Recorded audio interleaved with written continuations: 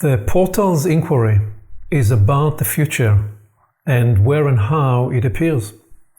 Central to this inquiry is the study of how we humans develop, how we bring to life the sense of purpose and meaning, and how these evolve along the journey of living. Today we are in conversation with Holly Woods.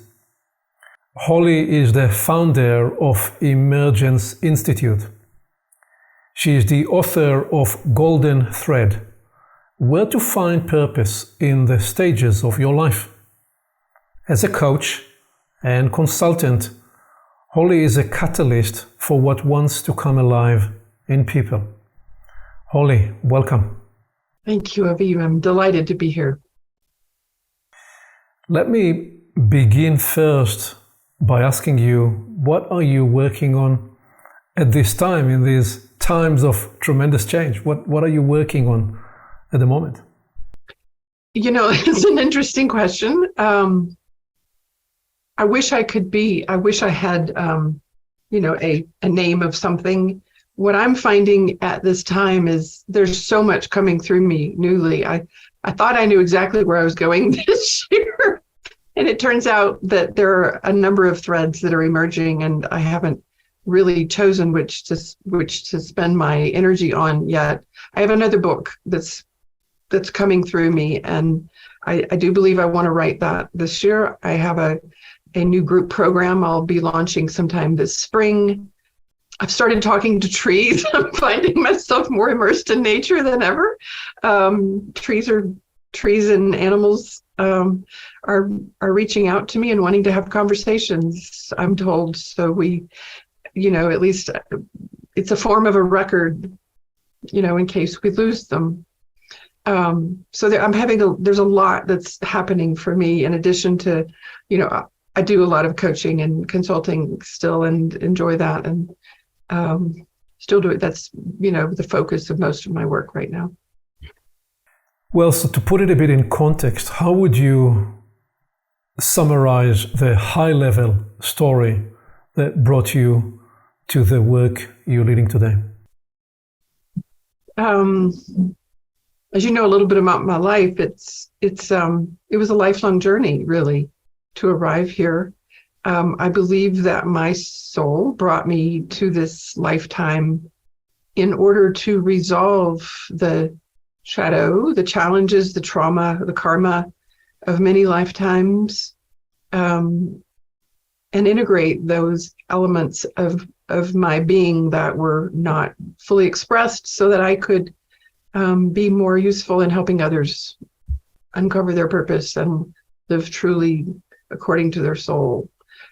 The crux of my lifetime is really overcoming trauma and shadow, and then gaining the tools that I could use in my own life and for others. And so that's kind of the high level picture of it. I've spent a lifetime becoming myself so that I can help others become themselves. It's really that simple. and inside it, the focus of your PhD work was on what? Well, human and organizational development. And so I've done many, many things, some traditional academic and a lot of learning different modalities and psychotherapeutic methods, and then a lot of healing methods, trauma recovery, etc., and a lot of purpose discovery work that is, not traditional. So I've really spent 40 years becoming a catalyst for myself and others to help us become the next version of ourselves that wants to be expressed. Well, so a few days ago, I wrote to you and two other Portal's friends. I wrote an email that was a little bit out of character for me. Mm-hmm. And I said the first couple of weeks of 2023 brought a strange and fantastical sense. I only partly understand what this means. A big part of the experience involves needing to rediscover what is birthing on the inside. Yeah. And I added that the other part of this is that the older self will experience moments of stress and disorientation as it or he registers a new conscious entity that begins to arise within and re-architect the whole of the inner configuration. And then I added that philosophically and practically, if we are, each one of us, an inseparable part of the whole, and in fact connected and integrated in the whole, and if the whole is radically shapeshifting and evolving, then we too, by definition, are radically shapeshifting and evolving, unless we are already inert components of the elemental infrastructure, locked in function that is no longer part of the emergent evolutionary edge. And you like within minutes, you replied, well, we are becoming that, you wrote, we are becoming that which the field intends for us to be, to serve humanity and the greater cosmic impulse. So, can you speak to that awareness of becoming that which the fields, what does that mean for you and how do you experience that? Well, as you so eloquently just stated, we are intrinsically linked, me in the field, you in the field. I'm just a speck in the field. And which comes first, the chicken or the egg? As I was listening to you, it's like, well, does humanity's, is the work that we're doing as individuals to evolve and to become more potent in our evolved expression, were we the catalyst for the field changing so rapidly?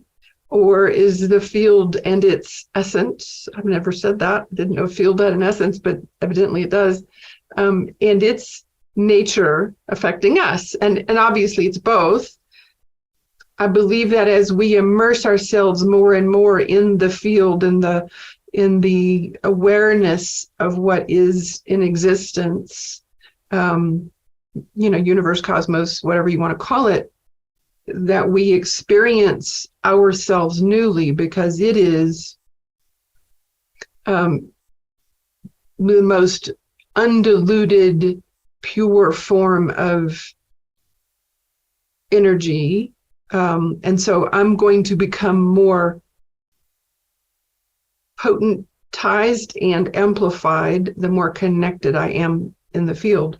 So the more I am open and less constricted and not living in the rigid containers of my cultural contexts and social expectations, I'm more available to be that which the field intends for me to be. One of the ways I see it is that the field hosts spirit. Spirit is everything, everywhere, all the time, living in us, through us, around us, among us. And our soul is the individuated expression of spirit. And so as I'm called forth to be that which I'm meant to be because of my soul's deep desire to be expressed, then I live more fully into what is available to me in the spirit realm, in the field. Did that make sense? Well, it does. The first thing you are describing there, that the art of living is the art of becoming available to all that is seeking to use you as its potentiating agency. Yes. And it also includes the idea that as we each evolve and discover ourselves anew, then it is also the case that whatever it is that we are tethered to, connected to, get to through our own emergence and discovery, experience itself anew. So therefore, emergence is never a solo phenomenon, but rather a symphonic coherence that occurs in that something is allowed in a local sense or in the largest cosmic sense to harmonize into a larger possibility. And so, as you said, the self, the idea of a self, the concept of a self in that is inseparable from whatever larger, whether you call it a field or whether you call it the cosmos, you're part of, because they co-arise, co-evolve all at the same time. And it's the belief that has haunted us is that we are individuals making our way through effort, work and effort. And that sort of linear cause and effect mechanistic version of life which separates us from the whole, limits our ability to work with and on both, with and on behalf of and in receipt of the energy that's available to us. So it's the, and also critical is the internal alignment with self. It's a both and. We are a part of the whole, and we must also be aware of and conscious of and aligned with true self in order to live in our internal coherence, to have an external coherence that then resonates and magnifies in the field. So I very strongly believe that it's our soul that's wanting to express and create that alignment, and then living in that purposeful trajectory, we are then able to cohere in a radiant way with the field. Yeah. Now, not to get too technical, I do use the words in my map of meaning, and in my journey, the words soul and spirit are used in slightly different context to the way you frame them up. Still, I have no problem skating with your definitions. I will, just for the sake of interest, frame the following, that I would describe two souls. There is the first soul nature, the first self soul, which is the planetary spirit-like mediating loom of intelligence that orchestrates the human experience here on and through this planetary theater, which allows us to function as a human. So there are other living beings, other creatures that will not have a human soul. They will have a different operating system that enables them to do what they need to do and navigate the theater that they operate in. And then there is the second nature soul, the second self soul, which is more to do with the ensoulment journey, which is, I believe, what you are describing as the impulse that is catalyzing your desire in each one of us to draw closer to indeed our spiritual nature. And in a minute I'll define two different spirit definitions. And that second soul nature, call it the higher soul, call it the evolving soul, call it the ensoulment project of living, is the developmental project that we are engaged in. So I actually see these to be two different definitions, and in some other framings we may actually give them different names rather than call both of them souls.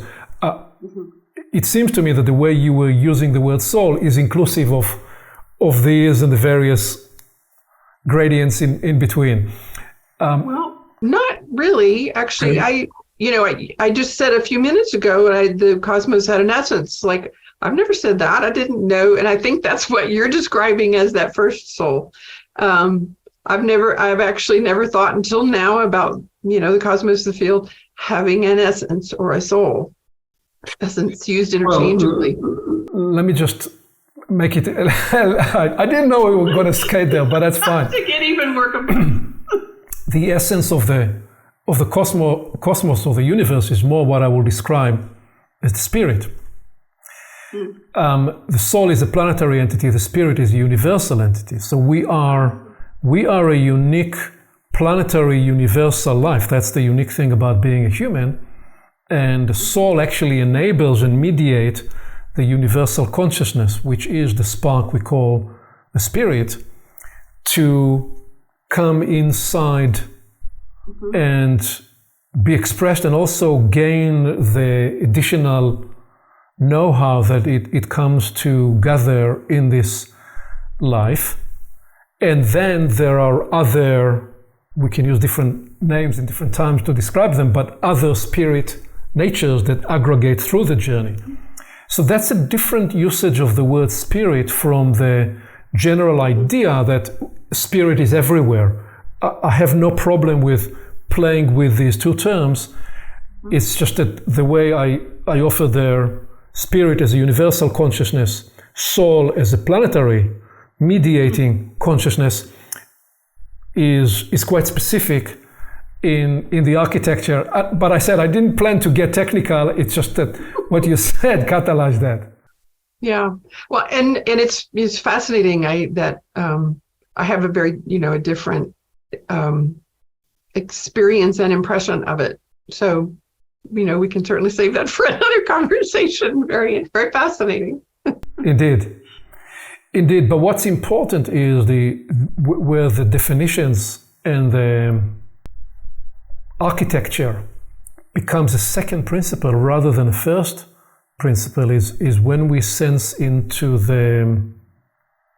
what is beyond words, beyond definitions, and is that emergent property. And in what you said and in your work is this sense that the coming into contact with one's own purpose and why you are here at this time actually has an important interrelationship with what's emerging cosmically. That the two are not unrelated events, but actually are highly related events. Why each one of us are here at this time, what you are coming for, and how that can be expressed in what you describe as your soul journey to become your authentic self. Yes, I fully concur with that. I believe that my own awareness is that we have one purpose and many expressions in a lifetime. And, my book was the intent of the book really was to help people become aware of how purpose shows up at different points in time in your life, based in, age and stage. And that, especially now with the evolutionary forces that are occurring cosmically, that we are being called into another expression that has much more relevance to this time and space, or non-time, non-space, but that we can and should assume that there is a role for us in the next phase of humanity on planet Earth, and or whatever we become as non-humans, if we become that, and that our it is really up to us individually and collectively to dig deep inside and listen to what that next expression would be, so that not only we can become the most fulfilled, potentiated, amplified, and joyful humans while we're still in this form, but also to contribute to whatever the next phase is, whether it's a re-emergence of humans on the planet and we're going to somehow figure all this out, or whatever our next transitory state will be. There is a reason that we are feeling the impulse to become the next version of us. We are being called into that. And part of your impulse has been to help people access that impulse in and through their own journey. And in a minute, we want to focus specifically on 3 groups or 3 avatars that you work with. Before we get there, what would you say in terms just as a first sensing into this space, what are you discovering about helping people find their propelling power and purpose? It's been a fascinating ride for me. I've been doing this work for decades in one form or another. And when I started doing this work and I talked about purpose, people are like, what are you talking about, Holly? No sense of what I was attempting to communicate and or what I was attempting to pull out of people. And so I had to use a lot of other words. And that's fine. You speak to where people are. And what's happened, in the last several years is that as the pandemic happened and we got to do a lot of self-reflection, deep inquiry because of the circumstances and the isolation and being confronted with so much collective trauma and grief, that many of us dug really deep inside and said, who am I and why am I here? And so we evolved as humans in that period of time. And now more than ever, there are many more humans on the planet who are really truly ready to uncover, to answer that question, who am I and why am I here and what am I doing? Principally because we now have more people now have access to their internal world, their what we might call metacognition, but their internal sensing, thoughts, feelings, etc. And then they also have access to others. And so a greater level of empathy has emerged and a greater level of discernment about who I am versus who I thought I was and who they wanted me to be. And so more and more people are now ready to do this work, to uncover what I believe happens is our soul brings us back to do the work and become ourselves. And that's really the primary task of being human, is to uncover what's truly in us and what wants to be birthed. And so, for me, it's been a joyful experience. Not that the pandemic was joyful, but as people woke up and became aware of these possibilities, that more and more people are now ready to do that. And even more so, people have moved further along their own life trajectory and done a lot of personal spiritual development work. And so are now have greater access to what really wants to emerge from them. And so I'm finding my work more fulfilling and more joyful. And I'm delighted to be able to serve at this time to help people really uncover and contribute, be of use in the world. And so you're also describing there, I believe, inside it, a narrative where perhaps for a couple, 3, 4 decades, a lot has been going on, but has perhaps in many places been more in a chrysalis form. It's been contained, but at the beginning of this decade and through the pandemic and what's evolving since, the quickening or the birthing or the butterfly, or at least the potential of a butterfly coming out of its cocoon, all of those different narrative forms, they describe something that's occurring. And I imagine that there are two prime natures in that many more people are seeking to get in touch with, as you're saying, what is indeed inside, to uncover the true or deeper or higher potential. Nature 1 and nature 2, that a lot of this work involves dialogic, coaching, therapy, one-on-one, communal. It's so the two arenas are being potentized: the individuation, the individual space, and the way to bring that inquiry into various collective spaces. And you happen to find yourself right there in the frontier of this trend, this evolution, actually working with people to help them find how to decode what it is that they are experiencing. Yeah, I'm pretty blessed. I am, and it's been a long journey. as you can imagine, I too have been doing my work and evolving to become the most potent form of me to be available right now. It just so happens that so much of my own life has evolved, right aligned with where the planetary impulse and the collective field has been. And just in right timing, I've shown up having done so much of my work and, now ready to be just completely in service. I feel like this bodhisattva evolved just perfectly with the need for us to become ourselves more than ever. Just briefly, I had an awakening last January that was the most powerful experience I've ever had. Brought me to my knees, and since then a lot has been emerging from me in terms of new methodologies and new awareness and understanding and ways of working with people. So this is me in alignment with the cosmos, the field. I feel like I couldn't have done this. I'm just a portal and a vessel for my spirit and soul, and so just ready at the right time because of the connection that we experience.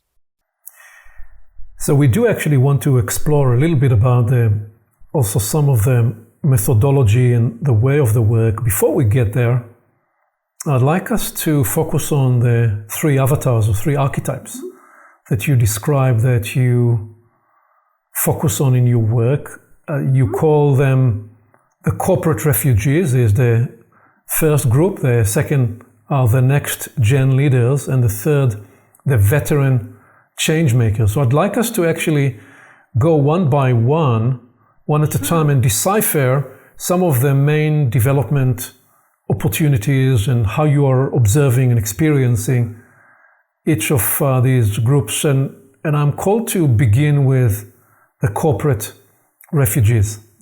Who are they? What are they seeking? And what are their opportunities?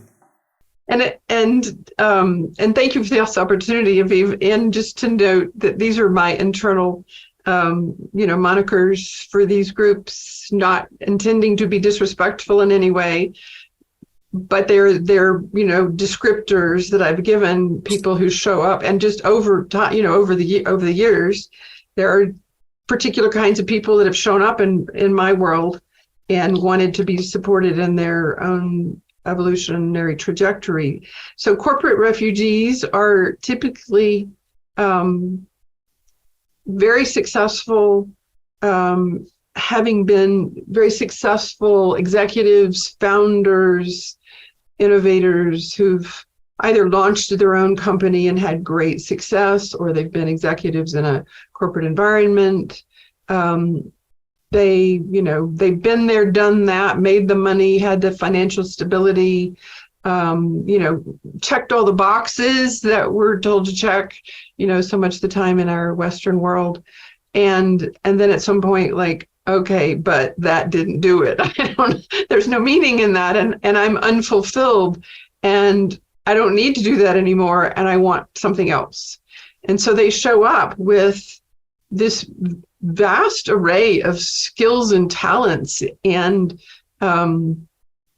capacity. I mean, it's amazing how much capacity these folks have. And I equally split usually between men and women, probably 60% men, I would say. And they are ready to then make a difference for themselves and their family and also in the world. Sometimes they show up with that, oh my God, that dream I had when I was 30 and I never did it because I was focused on making money for my family and and climbing the corporate ladder and or scaling their business. And they get to go dust off a dream often that was some implicit knowing that there was something that they were meant to do, but it took the back shelf because they couldn't figure out how to make that work and also accomplish the other objectives they had. What's available to them, I mean, generally, I mean, so sometimes it's that, and sometimes it's something brand new, but it's usually something that's been deeply hidden in them for quite a while, and they're ready to shine, let it shine, let it come out and surface and breathe fresh air on it. Most of these people are pretty confident, capable, successful, have done a lot of remarkable things in the world. And yet when it comes to the thing that's most important to them, that will create the most meaning, there's the same kind of resistance that there is for any of us, because it's more important to, self and soul. And so we do the same kinds of work. It's fascinating. I mean, it's beautiful, and they learn a level of vulnerability and awareness that they, formerly didn't have any reason to have, and often open up in many ways that, nothing else would have brought them here. So this is a very interesting group for me, obviously, because in some ways, you could say that many of the executives that I've worked with over the last 2 decades, they're often corporate refugees still inside the corporate environment. So they bring somebody like me to create for themselves a refuge inside the corporate environment with their teams, with their organizations. The important and curious nuance in what you are describing about the sense of fulfillment, because you are beginning to hint there to the evolving, changing nature of the journey through the stages of life. Because when you say they don't feel fulfilled, where they probably felt fulfilled a little earlier in some capacity, in some way with what they were doing, and now they are reaching a point where what felt fulfilling 5 years ago, 10 years ago, is no longer fulfilling, and they are awakened for that something else that you then help them unearth or discover and journey towards realization. Very important point. And the fulfillment that comes earlier in life, when is, in earlier stages of human development, is more concrete. It's more real world, material world items. And then we move into more intellectual, social expectations. And then at some point, as we're developing as humans, we gain capacity to see beyond those things, and it becomes more about the internal fulfillment. So earlier fulfillment is usually related to they're externally oriented. Their family, culture, community, corporate, peer group expectations about what success looks like. And generally we think of being fulfilled when I've achieved those expectations. And so it is a very different kind of fulfillment. And when we wake up to what's inside of us, our internal milieu, we there's I'm missing all of that. I'm maybe, happy sometimes, but I don't have a joy. I don't have the life force is missing from me. And they wake up to really having a deep desire and longing for that. And I can speak more about what the longing actually is, but it's really it's a later stage of development. What would you describe as some of the salient shadow illumination patterns with this first group, the corporate refugees? What's fascinating is I don't actually see a lot of distinction of the types of individual shadow among the groups of people I work with. I mean, okay. For me, I call it shadow is just that which we can't see about ourselves. And it's related to a repression of true self, usually in childhood, often sometimes adolescence and early adulthood. And we create these coping mechanisms or strategies or parts that become the protectors of the self that will survive and thrive in our current environment. And the shadow is the part of us that's repressed and fractured from ourselves that most of us can't see, except shows up in behaviors that we know get us in trouble, but we don't know what to do about them. And so we further repress them. That's my bad habit. That's the thing I really resent about myself. I'm critical of it.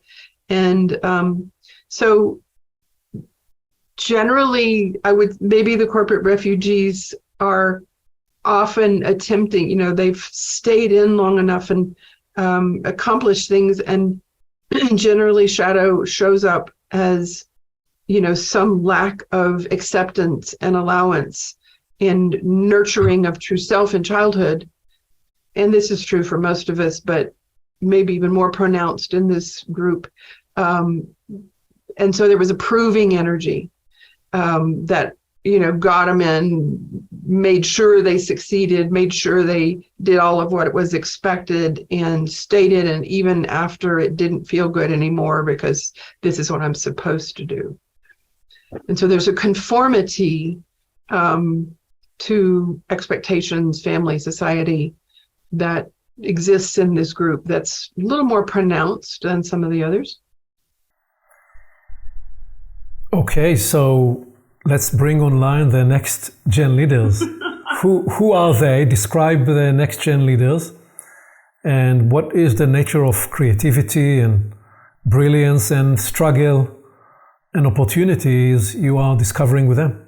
And I know you also work with and explore this phenomenon of what we're calling next gen leaders. So I want you to contribute here as well. I don't know, about a decade ago, youngish people started showing up in my world, and much earlier than I had experienced before, 20s and 30s, early 20s to early 30s generally. And they were much more aware and awake and had done more personal development and or spiritual development work, usually both, and were conscious of their environment, the context in which they live, the world crises, had a greater empathy, and wanted to do something about it. So at the time, these were Gen Xers, and then they've become as time's gone on, they've become millennials, and now they're Gen Y and Zers. As I've been doing the work, the next gen leaders have gone along with the cohorts of the demographic cohorts, but the patterns haven't shifted. And what I see in these people is that they did, either they were raised in families that were doing personal development or spiritual development work. They had access to resources. They lived in communities that appreciated nature and caring for people and social justice and all the things. And so they were raised in a context that allowed them to develop earlier in life than, maybe our generation and or maybe these corporate refugees who maybe didn't have that same experience. So less traditional cultures was a part of of their baseline experience. And therefore they developed an awareness of their internal experience earlier. And so they show up and I got my whole life ahead of me and I want to make a difference. And often they, though, have had, 3 to 10 years of experience doing something meaningful, making money, in the world, the grind, the thing, what we learn to do after college or before college, whatever. And they're like, nope, that's not for me. I am definitely not going that route, and I'm going to do something different. So they show up very determined and willing to think so far out of the box that they are typically much more innovative. They're much more capable of stepping into roles that are outside of normative expectations and creating innovations and businesses and careers that are, not traditional. So they're creating stuff that doesn't exist. And some of the same, it's like all of the people I work with deeply desire to have more fulfillment and meaning. And then there's a gradation of how much impact in the world I want to have. And so the next gen leaders are generally, I got to have more impact. I got to turn this around. I want to make a difference. The corporate refugees, I'd say, want to have impact, but for them, it is as much about internal fulfillment and having an impact in my immediate environment, family, kids, community, networks. And for the next gen leaders, is generally like, nope, I'm going to go out there and change the world, and I'm going to, make up stuff to do so. Well, so 2 observations in my experience with next gen leaders is, first, they show up with different inclinations.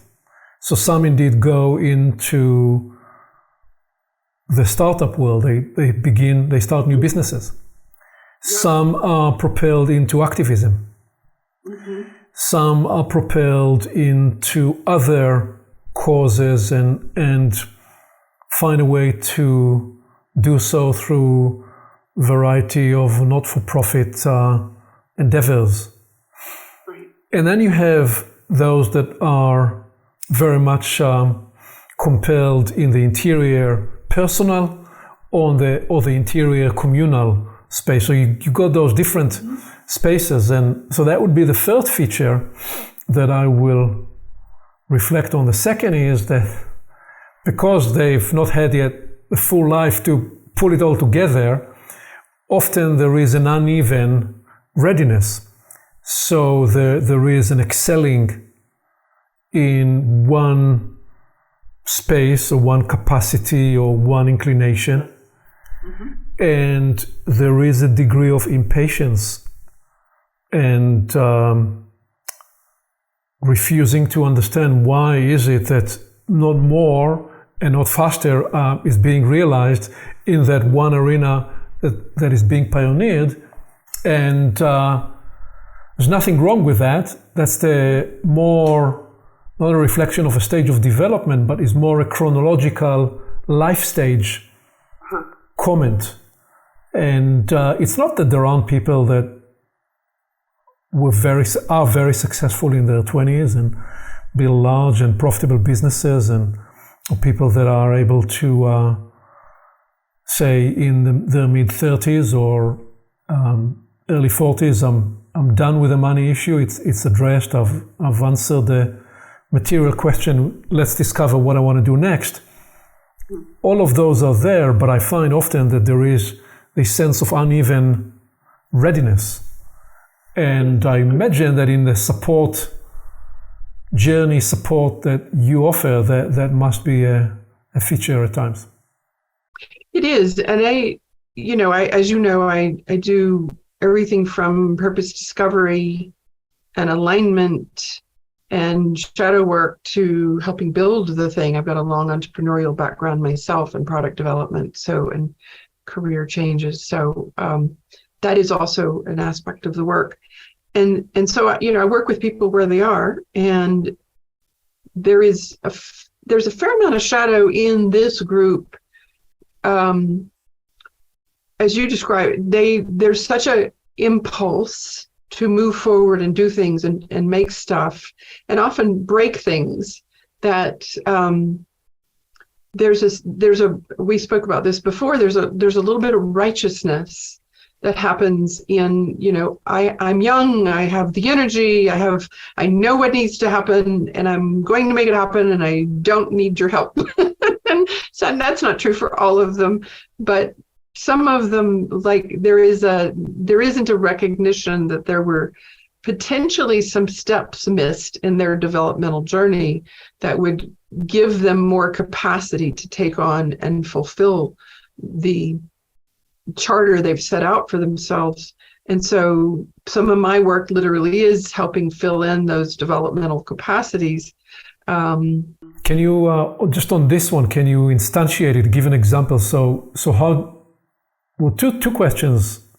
How do you map righteousness inside this? What is this pattern revealing, and what are some ways you'll work with that? Just because it came up in the conversation. So I'm curious. Yeah. So as we discussed before, and I see this sort of writ large globally among humanity, is that when you reach a particular stage, there is a level of awareness of what's going on inside of me that you recognize not everybody has access to. And I'm beginning to understand myself and who I am and what's important to me. And I can see what's in you. And I can notice that we are distinct. And I can notice that there are things that I'm meant to do, and there are probably things that you're meant to do. And then as you evolve a little bit past that stage, there is a greater awareness about systems. You begin to see, with each level of metacognition and increased awareness, you begin to see the bigger picture, and you start to see the systems. And that level of perspective taking is actually still pretty extraordinary among humans. And so many of these next gen leaders have made it to these later stages of awareness, of perspective taking capacity, and realizing I'm unusual, I'm distinct, I'm rare, and wow, I got a lot of skills and I can see a lot of things, and I'm going to go build stuff. And so there is the righteousness that happens is that sort of special feeling. I must be special to have all of these gifts of seeing things. And I don't necessarily see a lot of other people having those same capacities. And therefore, I'm just going to go do what I want to do because I can. And, those are beautiful young instincts. And we need more of those on the planet. And I think it would be so wise for those young impulsive instincts to partner with, more veteran, wiser, more life experienced practitioners, of life, of work, and, work together. And that the righteousness really is about just the internal recognition of how rare it is to reach that level of development and capacity. So implicit in this unique observation is the insight that as we evolve to new levels of awareness, new levels in terms of our consciousness and our capacity, there are new kind of traps or shadow elements that would appear actually in those as part of ascending to greater level of awareness that were not activated before you found yourself in those spaces. That's an important developmental awareness. The more you develop, the more you're about to discover and unearth areas that you need to attend to that you never needed to attend to before. Yes, completely. And, I think the old belief that if I had just reached enlightenment, everything was going to be great. I don't know about you, but I have not experienced that at all. It's just, it remains, I just remain humbled at how much there is always to become aware of and to illuminate and to acknowledge and to integrate and resolve. This is at each stage of, development, is to each stage of evolution. And I also want to just acknowledge that, many of these types of young leaders are truly doing remarkable things on the planet. And I didn't intend to denigrate that particular, type of person. And there often is shadow because they ascended so fast up the ramp towards self-awareness that there are often many very deep shadows that haven't been resolved from earlier in life. And so there's also a lot of shadow work that needs to be done in order. And so the righteousness really is a reflection of some missing pieces earlier. And if those had been fulfilled, it wouldn't show up in that same way. Right. And how do you, inside that experience and observation, escape in yourself the position of, oh, I am the elder experience that can see all these things, and a bit of that unrealized, unfulfilled energy that essentially yearns for a fuller cross-generational engagement and participation. That's partly what I'm hearing, because, I mean, somebody could listen to this conversation and say, well, Holly, even inside what you said, there is a hint of righteousness of a different kind. And so it's like when you said a minute ago about what was your experience about enlightenment, what was going on inside me, I said, I don't think I want now in this conversation to take to pieces the Eastern framework of enlightenment as a destination, and just as the thought surfaced, I said, well, Aviv, this is your tinge of righteousness about that Eastern bias that I've always felt was limiting, where the entire story was about arriving to some station rather than realizing that we were now living into an epochal shift, the nature of which was an evolving story where we are forever pushing the void, pushing the frontier. And so therefore realization, enlightenment, all these ideas that were initially described in some of the axial religions in a time when the world was not yet soaring to the kind of fuller engagement with life in the universe.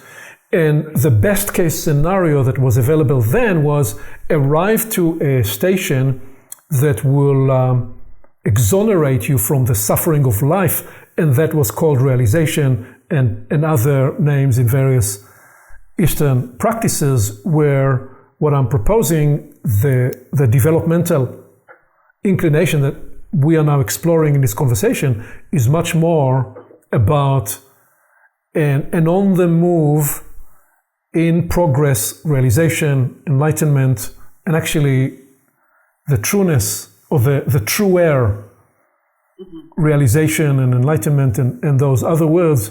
They are more about what am I discovering today about how foolish I was yesterday or the week before, and my capacity to expand my space and integrate what I couldn't integrate yesterday. That is where the evidence of it is perhaps, at least for me, more apparent, rather than needing to claim a certain station that I've arrived to. Right. I'm totally with you. And my life has, been boots on the ground. I'm trying to survive, processing the trauma, doing the best work I can do. Never had any aspiration for enlightenment, until much later. And not that it was ever an aspiration, but, there is something about waking up that definitely would be useful on this journey as a human. And I wanted to, something occurred to me as you were talking is there's some way that it's actually easier for me to work with corporate refugees than these next gen leaders, because they didn't skip as much. They weren't in a hurry. They weren't on this trajectory upward. They generally just were like living good lives, doing the work, becoming, solid humans, raising families, working hard. And sure, there's stuff from childhood that shows up as shadow that has to be resolved, that needs to be resolved. But it's very different. And sometimes these folks will actually go further in their innovation and execution because they know what it takes to actually execute things. And there's not as much assumptive, it's not an assumptive orientation about how I'm going to be in the world. The next gen leaders generally came from environments, families, communities that were more oriented toward spiritual development enlightenment and skipped a lot. And so they may have an aspiration, inspiration and aspiration, but not so grounded. And so it's a lot to ground all that energy. Well, we still want to capture here and codify that surface, which is important, because you and I, we've also dialogued in the context of the 3 journeys. And when we mapped the 3 journeys, we described the 2 tropes that would often show up in the transition from journey 1 to journey 2. And we named them as the identification and the intoxication trap. And what, in the context of what you are sharing here, becomes evident is that any time we really make a step up in whatever we define as step up, maybe a new capacity that's coming online, a new awareness, a new perspective, a new way of connecting dots that I couldn't connect before. There are always implicit traps with that righteousness would be part of that, because I see something I didn't see before. So now I have the illusion that, first of all, nobody else is seeing it because I never saw it until now. And the fact that I can see it means no one else had realized or discovered that until this point. And secondarily, there is an impatience. And that struggle of, okay, so how do I hold it in a stable way? And sometimes that impatience is being externalized as a projection that becomes righteous in nature. And I would often, if I experience this, I will say, well, the impatience of the righteousness that's expressed towards another is in the first place the impatience of the person with themselves, impatience that I've just opened a new capacity and I'm somewhat frustrated that I can't hold it yet at a fully stabilized, steady way. I can't be safe in that space and still integrated with the whole of me. And I experience this expanding, contracting syndrome. And inside it, there is an impatience that can become righteous. So just to codify that would reappear in some shape or form, time and again along the journey. Yes, I think that's true. It becomes more salient in this group and at that stage, also because they have language to use to describe and slightly weaponize the distinction. I don't know, just recently began to think about, weaponizing goodness. When I can show up to do goodness, but I turn it into some form of identification, a brand, the digital world we live in, it's a form of weaponization that I hadn't really thought about. And I just think we just need to be curious about it and thoughtful about how we use language and our own awareness in attempting to do good in the world, Indeed. So perhaps a good place to transition to the third group, the third archetype, the veteran changemakers. What are their struggles and strengths? And this particular group, and it's, before the pandemic, I think on LinkedIn, there were like 3 million coaches. And after the pandemic, there were like 10 million coaches. So in this same period of time where we did all this introspection and navel gazing, lots of people became coaches. And so the field of changemakers itself has evolved a lot. Many of the clients that I have worked with over time are people who've been in the field of transformation for a while, and they know that, and they've been doing generally good work, and often they get burned out and or unfulfilled because it did have meaning. I was doing what I thought I was meant to do. I felt purposeful, and then I didn't. And I don't know, should I, go change careers? Should I do something else? And so usually these people are in a transition place. They're moving from one stage to the next, and their world has shifted. They've gained perspective. Their capacity has expanded, and there is another version of them that wants to be birthed with new expanded work. They have gained enough skills capacity that there's something else that could be expressed through them, and they just don't know what it is. Sometimes they have successful businesses, sometimes not. Sometimes they come to me after they've been struggling for a long time, but not always. Sometimes they're in the middle of their business and it's going well and they scaled and like, oh, I have all these things going, but it doesn't mean anything to me anymore. They're kind of a mix of the other two categories. They often have figured out how to be successful in the material world. Well, some of them were the old next generation leaders a few decades ago, yes? Yes, exactly. Often 60s, 70s. Yes, exactly. And though what was available to them then, us then, was different than what's available now. Well, so let me ask specifically, because you talked about burnout. What do you codify? What are some of the diagnostic patterns of the reasons for burnout as you've observed? Because I'm just thinking about it out loud for a minute.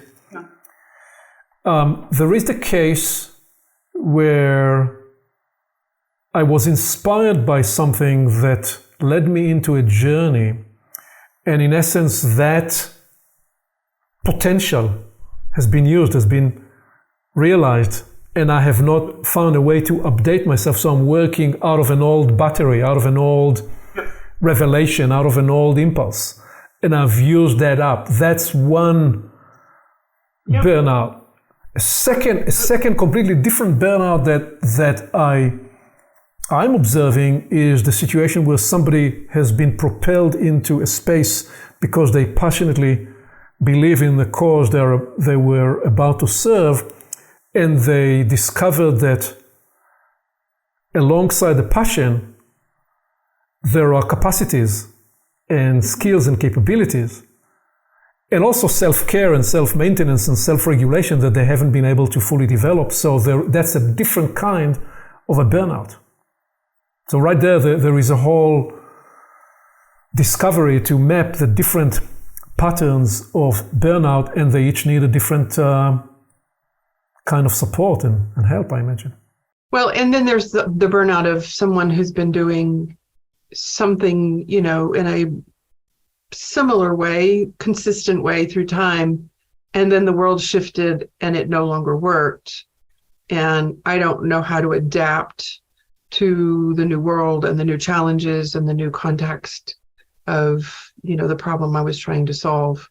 I mean, there are, probably a handful of reasons people reach burnout, including lack of self-care. And, but generally the people who show up are also shifting to a new level of awareness and perspective taking, and can see things they couldn't see. I mean, I think at least one of the scenarios you described was that I now see things that I didn't see before, and what I was doing doesn't work, and it was burning me out anyway. And, and unconsciously I went looking for something else, and maybe here it is.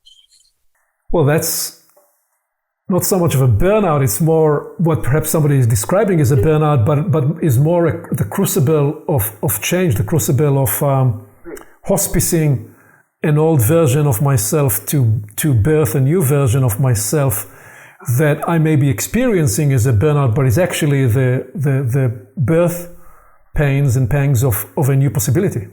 Yeah. And I often What happens is people describe themselves as burnout, and then they'll turn around and tell me, oh, and I have this new thing I'm inspired by.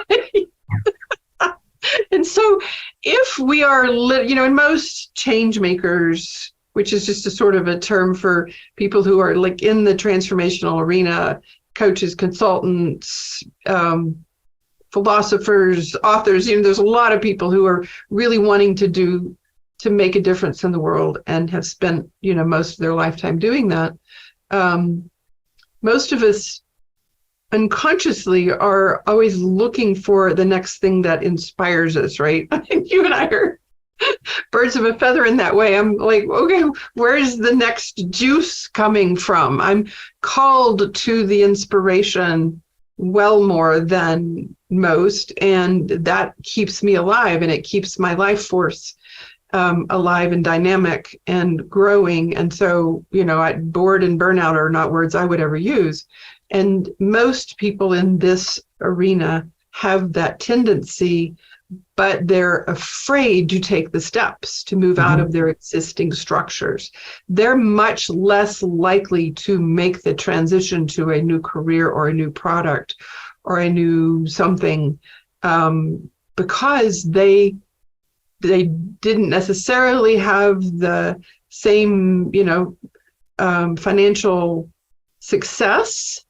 Transformational people in transformational arena don't make as much money as people in corporate generally. That's not always true, and so there's some lack of abundant mindset. There's fear of insecurity and stability, and a lot of shadow that goes with that also has to be resolved. So it's a different approach to helping them move forward into a new way. So they may know kind of where they ought to go, but like, oh, I can't do that. That's just far beyond my realm of possibility. What is the place of synchronicity and serendipity in your work and in helping people in those three groups and other groups and categories unlock their potential? What's the magic key? I'm not sure your question. What is the place of synchronicity and serendipity in the work you do as you help and coach and lead others into their own discovery of what's next for them? Well, so I view synchronicity as a result of being internally aligned and coherent, and then coherent with my environment in a way that I can then magnetize, resonate. And so for me to show up and do what I do, I have to be fully aligned and coherent and continually doing the work to stay in that place when I'm with people. And what happens is that because I transmit that, I actually am modeling for them what it's like to be in alignment, coherent, and then resonating. And generally what happens, it wasn't until this past year when I was told to go learn how to create synchronicity that I began to understand this. I used to tell my clients, we're going to do these things, and, we're going to discover your purpose, and we're going to do shadow work, and then just poof, magic. It's going to be like magic. It's going to show up. And I used to just I don't even know how to explain it. I don't know what happens, but it just does. And it's magic, and it shows up, and, la, la, la. And now I understand it more fully. So synchronicity is a huge part of my work, and I now understand it. And it really is, alignment, which means, discovery, do the shadow work, resolve, become clear and more free of those limitations and constrictions, and then taking small steps into the world, inviting in opportunities, and boom, it shows up. It still feels like magic. But I now understand fully how to create that opportunity for my clients. So it is synchronistic. The vast majority of my clients, we get to a place and there's usually a session where something happens and they're like, la, it's just all kinds of awarenesses happen, and then people and places start showing up. And so let's talk a little bit about your book, The Golden Thread. And let me first ask, what is the central idea of a golden thread, and why did you write the book? well, the central idea is that purpose lives within us. We're born with it. We come in with a purpose, and we have amniotic amnesia, forget all the reasons we're here, and then we spend a lifetime attempting to find ourselves again. And that on purpose, because we are intending to have the experiences and the opportunities to rediscover ourselves over and over again, both through the experiences that highlight, that illuminate our gifts and talents and passions in the world, but also to provide the opportunities for us to have the challenges that would unearth the shadow, that which lies within us that needs to be resolved. And so the golden thread, as I was working with people over time, and part of it is based in my own life experience, I began to notice the patterns that reemerge over and over that we tend not to pay attention to, the pattern, the thread really is our soul guiding us, nudging us forward to have those experiences. And if we don't pay attention to it and we ignore it, both, the gift and the shadow, we're going to have it again. And so the repetitive nature of life attempting to show us who we are is this thread running through our lives that demonstrates what lives in us innately. The three hypotheses were that this thread exists, that we don't see it because we're on this developmental trajectory through life, attempting to accomplish tasks for each age of our life, and that purpose is going to look different at each age. So it's going to have a different expression in childhood and adolescence and young adulthood than it does in late adulthood. And then the second is that it hides behind the shadow. We tend not to think of the trauma, the shadow, the pain of our lives as being fortuitous and an opportunity.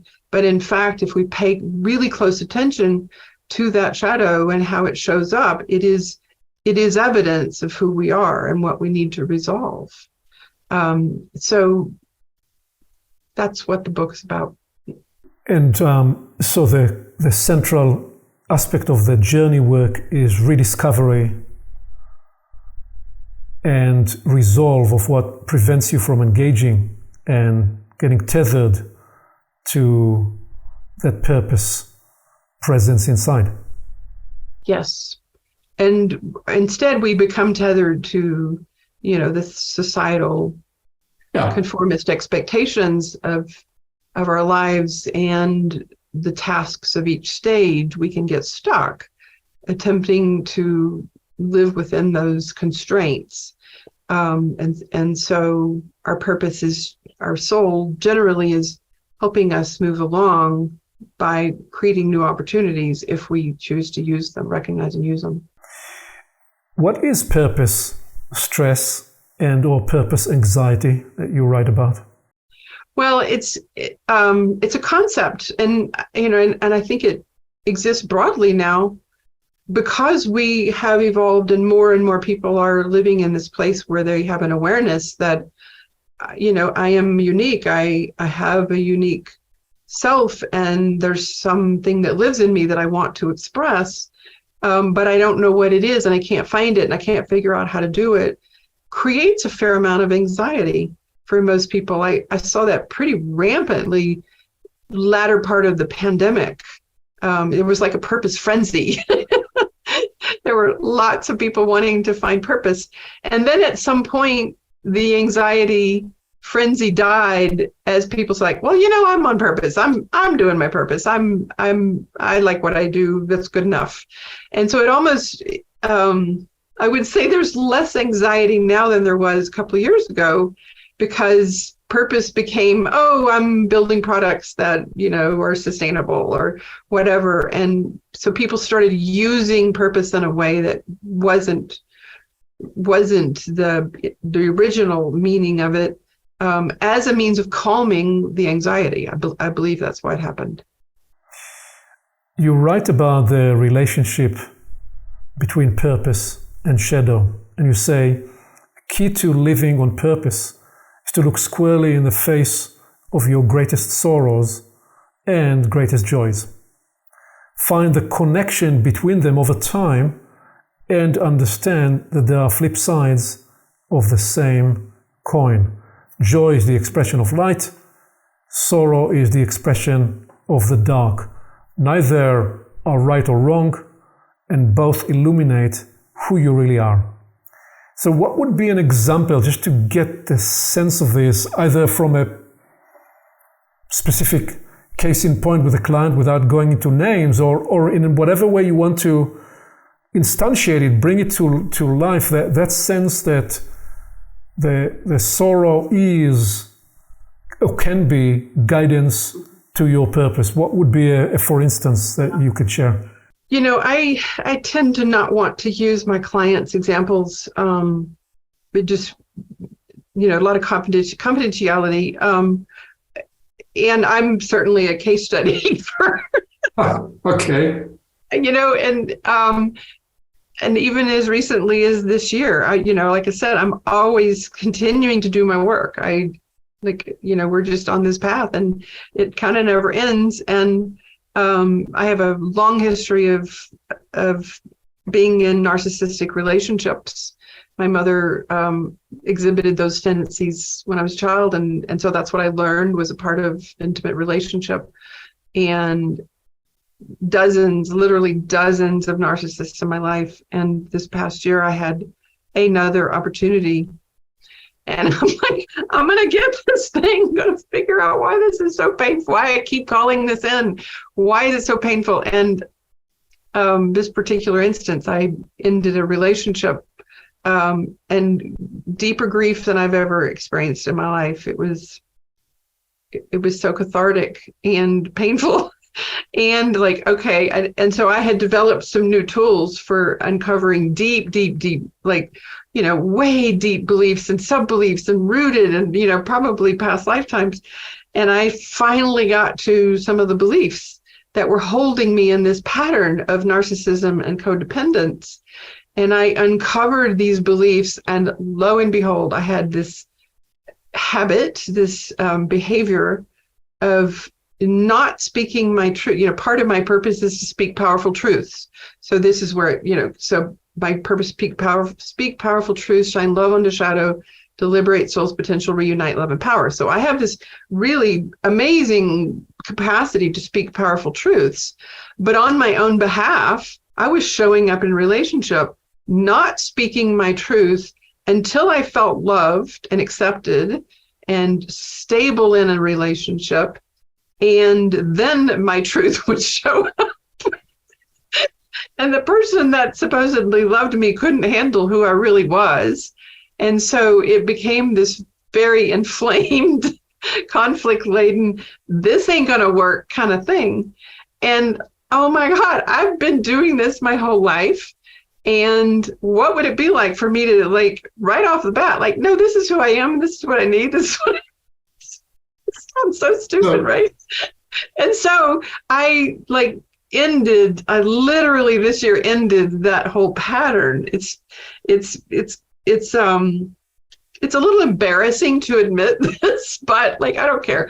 Well, you have chosen here a daring move in this conversation. Instead of talking about a client, It's just me. Yeah, that's right. Instead of talking about a client, you're talking about client number one, which is yourself. Right. And we are always.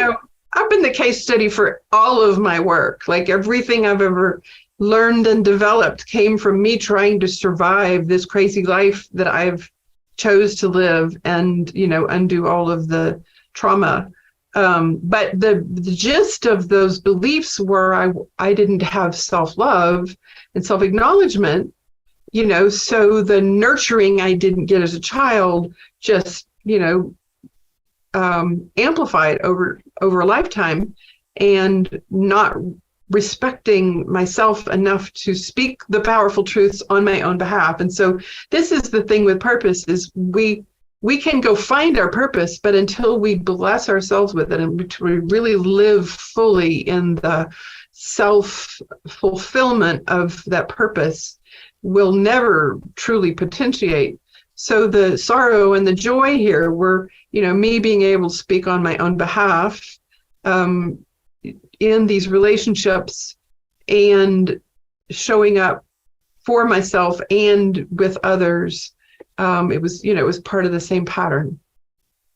I hope that worked. Well, let me try and narrate back to you the story the way I've experienced it. You have gone on a profoundly intense, a lifelong journey to discover the power of purpose and how that power can be activated and realized in people, all the people around you, and you have helped people discover that sense of purpose such that they can live a fuller, more integrated life, to get to a place that you could be allowed to embrace yourself more fully, to offer yourself the self-acknowledgement, the self-love, the self-care, to release what perhaps in the first place catalyzed you on this journey. So you've gone on this journey to get to a place to possibly realize what got you on the journey in the first place. Yeah, we tend to do for others, what we need for ourselves, and I mean, and I think that was beautifully said. The other piece that I would add is that, this wasn't the very first time I'd seen this pattern, but I got to the roots of it. Some new methods I've developed, I got to the roots of it in a way that I'd never been able to get to. I'm now get to core beliefs, and then all the sub-beliefs that are a part of that system, and then extract it and replace it with a new alternate belief system. And it was first time I'd have been able to dig it out at the roots, Well, can you say just I know this is a whole other conversation by itself, but can you say a little bit more about the methodology part, and how do you inquire to discover the hidden beliefs and the sub hidden beliefs, and the process of then rescripting and recasting these beliefs? Yeah, and working with myself is, slightly different than how I work with others. So with clients, I generally do a few exercises to get at, their awareness of their beliefs and their belief systems. And it's generally pretty cursory. Most people have a sense of, oh yeah, these are some things that I believe that are probably in the way of me living fully. And we explore that a bit. And then I do some parts work using internal family systems therapy work, and uncover who the parts are that they are contending with in their lives. And then we get at the beliefs of those parts. And then after a period of time, I can sense, I intuit, I channel literally, these are the beliefs that are really in your way. And these are the beliefs that we need to do the deep work on.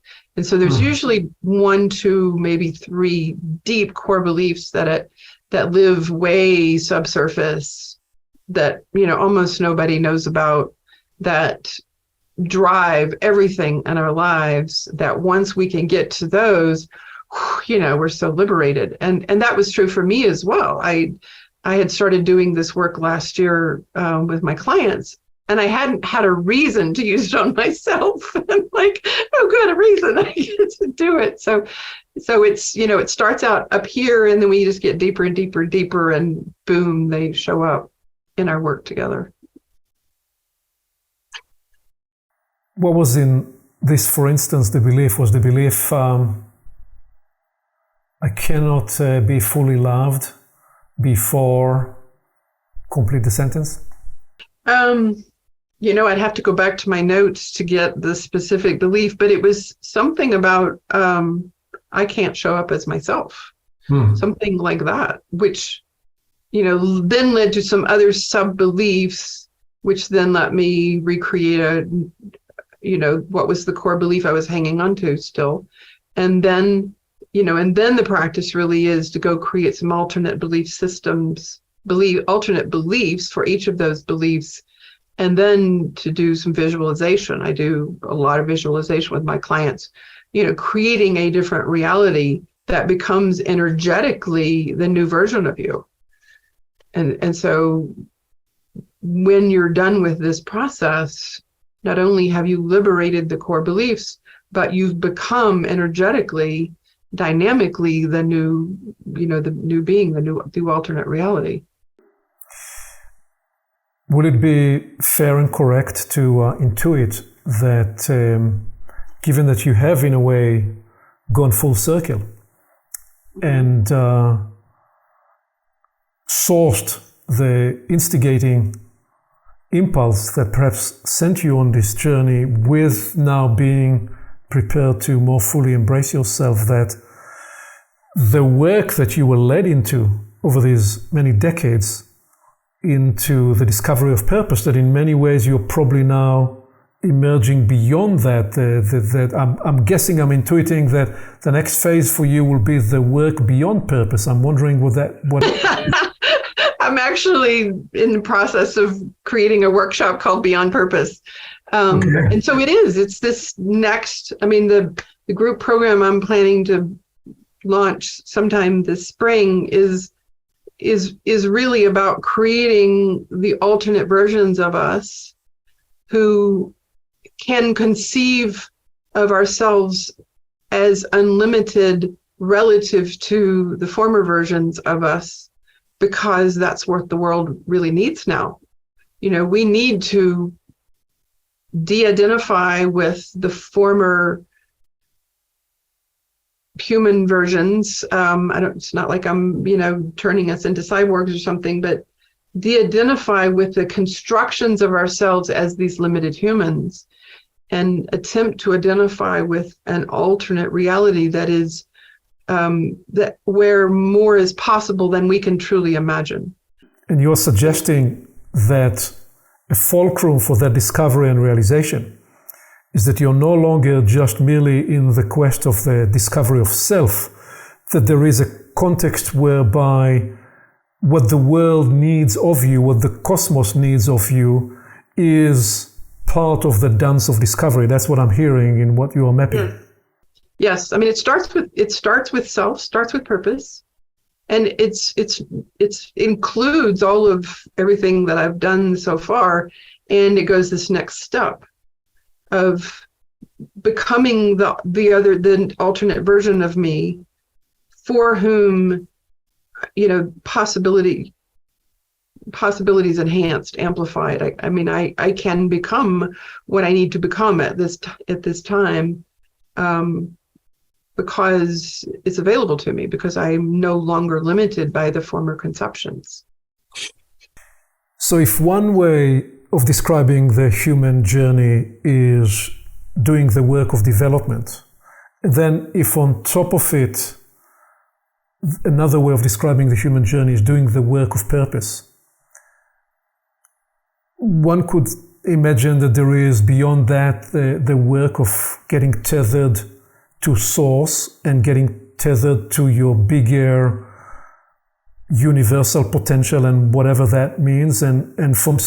For me, there are layers and layers upon layers, one of which, by the way, that's important, is that in this greater potential, one of the ways to discover it, become diagnostic of it, and participate in the unlocking of its potential, is to get very very well attuned to where do I sense increasing conductivity.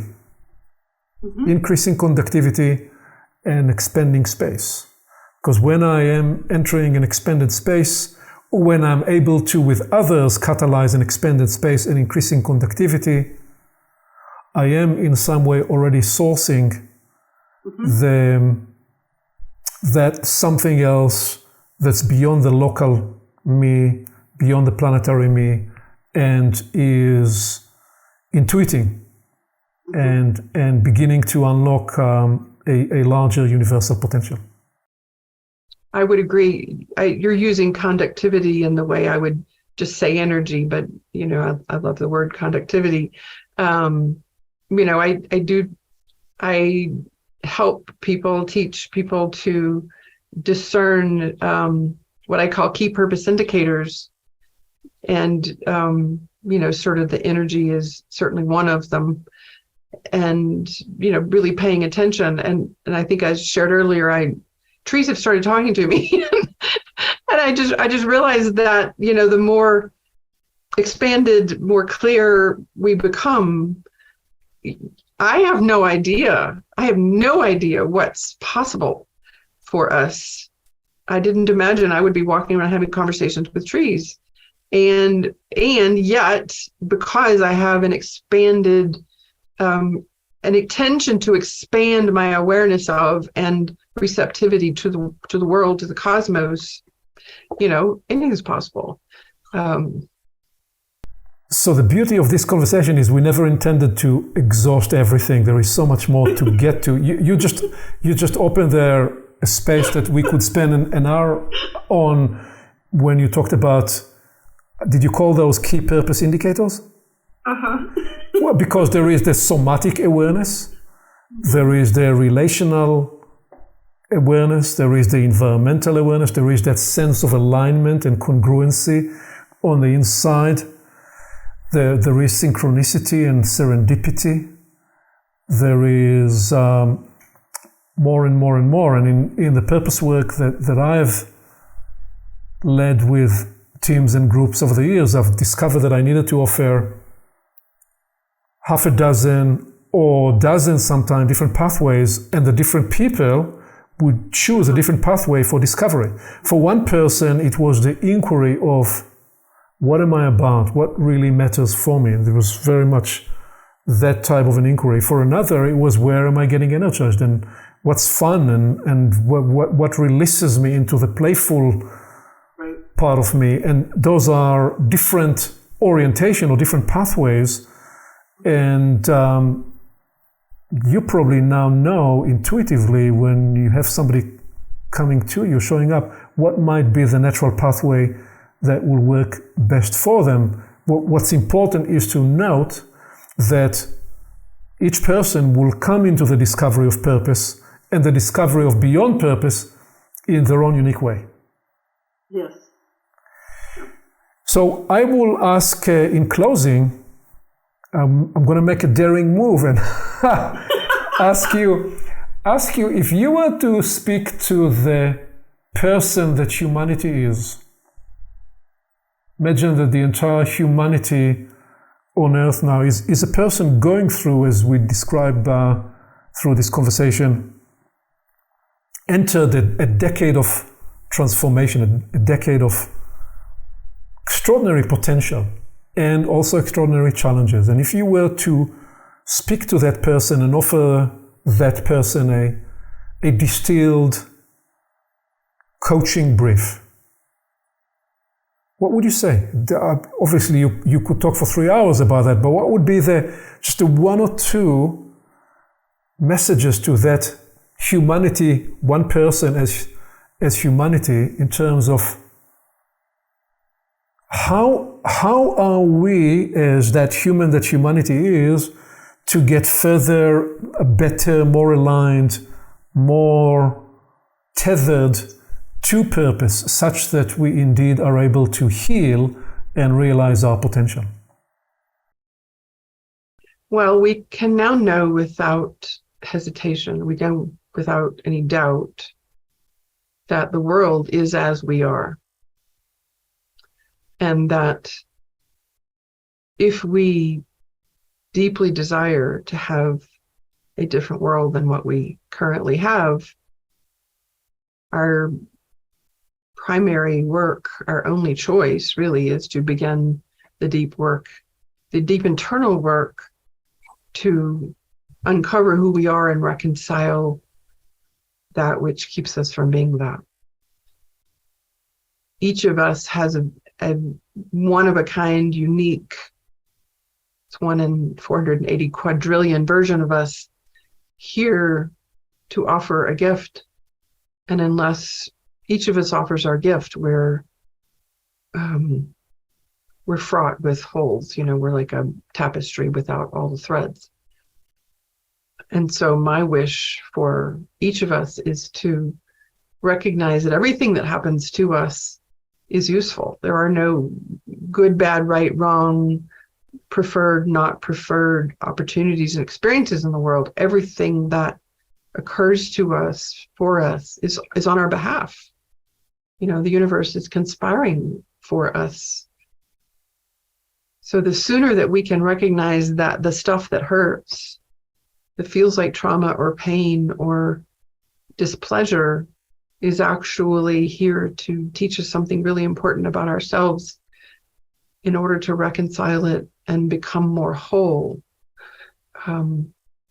we can start shifting how we are on the planet. Recognize more fully who you are. Reconcile the whole of yourself so you can integrate who you are becoming. And realize that inside it there is a gift for the whole. Yeah. Thank you, Holly. Thank you, Aviv. This was delightful.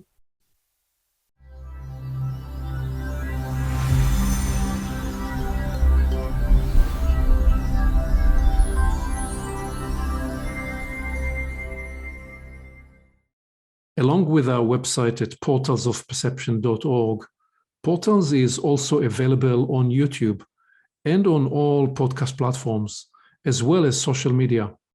You can become an active member and join the conversation in community events. And you can help us get the word out by liking this content and by sharing it with your friends.